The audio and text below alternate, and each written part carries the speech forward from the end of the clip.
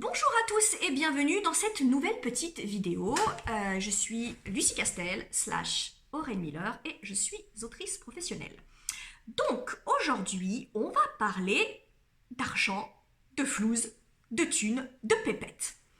Et ça, on sait qu'en France, c'est un petit peu compliqué et particulièrement lorsque on fait un métier artistique.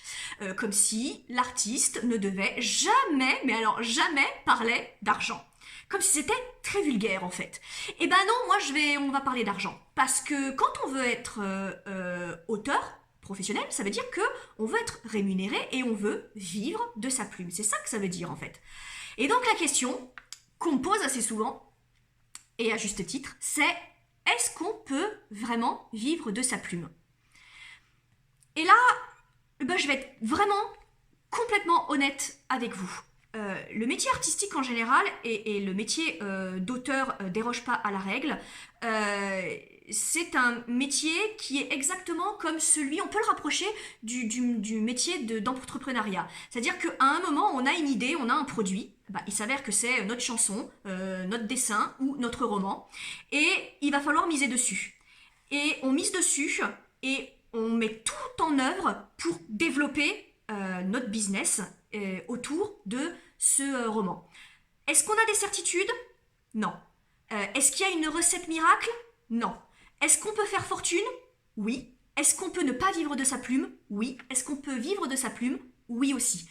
Le métier d'écrivain n'est pas un métier plus compliqué ou plus difficile que quelqu'un qui lancerait un nouveau business, n'importe lequel, ou qu'un dessinateur, ou qu'un sculpteur, ou qu'un musicien, ou qu'un cinéaste, ou qu'un acteur.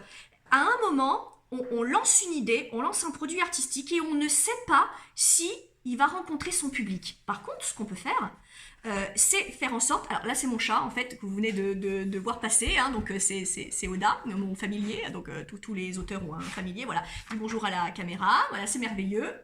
C'est du direct. Donc, on va pas retoucher. Je le laisse. Bref, après, on va écouter ce chat. C'est bien qu'il me fasse un peu vendre la vidéo. Bon, bref. Tout ça pour dire que il n'y a pas plus de difficultés ou de risques à se lancer dans la carrière d'écrivain. Et il y a tout autant de réussites que d'échecs que lorsqu'on lance une entreprise, quand on ouvre une entreprise, un business ou qu'on veut devenir musicien. Par contre, il faut bien que vous gardiez en tête que c'est possible. C'est possible. Ça arrive. Alors après, oui, on est un peu biaisé parce que on voit des success stories de ouf comme Musso, comme Lévy, etc. Bon, alors ça nous fait un peu rêver, évidemment. J.K. Rowling, j'en parle même pas. Stephen King. Donc là, on atteint des richesses, etc., etc. Mais cette surreprésentation, elle laisse de côté tout un tas d'autres auteurs qui vivent parfaitement de leur plume. Alors, on est bien d'accord que ça dépend ce que vous entendez par vivre de votre plume, ça dépend quelles sont vos prétentions salariales. Est-ce qu'à 30 000 euros l'année, vous vivez de votre plume? Est-ce qu'à 15 000 euros de l'année, vous vivez de votre plume? Donc voilà. Mais le fait est qu'il y a quand même pas mal d'auteurs qui peuvent vivre de leur plume. Mais c'est pas un métier comme le modèle du salariat, ça c'est sûr. C'est-à-dire que tous les mois, on ne va pas vous assurer que vous aurez un salaire qui va rentrer. Donc c'est plus compliqué au niveau des organismes bancaires, c'est plus compliqué à tout un tas de niveaux, mais c'est pas propre au métier d'écrivain. Et encore une fois, de la même façon qu'on dirait, oui, mais cet entrepreneur quand même, il prend des risques certes, mais il s'est créé une super équipe, il a une bonne idée, il a mis toutes les chances de son côté, il travaille, il persévère, ça va forcément y arriver. Donc tous ces arguments-là, ben, vous pouvez les appliquer au métier d'auteur. C'est-à-dire que vous pouvez quand même mettre toutes les chances de votre côté. Vous pouvez apprendre à bien négocier un contrat. Vous pouvez apprendre à renégocier un contrat. Vous pouvez apprendre à bien choisir votre éditeur. Vous pouvez apprendre à exiger certaines choses de lui pour que ça marche un petit peu en termes de distribution, en termes d'affichage, etc.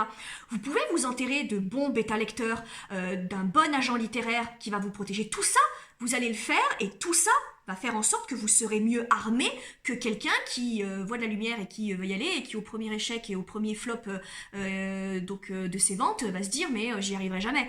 N'oubliez jamais que comme un entrepreneuriat, ça peut ne pas marcher pendant plusieurs mois, voire une année ou deux, et puis ça va décoller et à un moment ça décolle.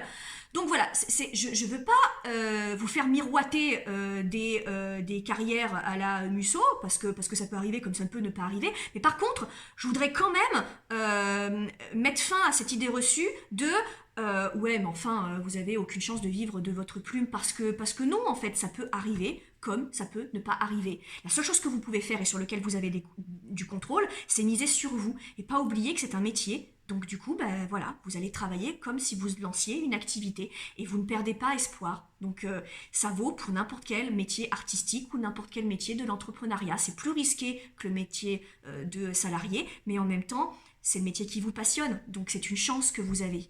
Donc voilà, je voulais être parfaitement honnête là-dessus sur la question de l'argent.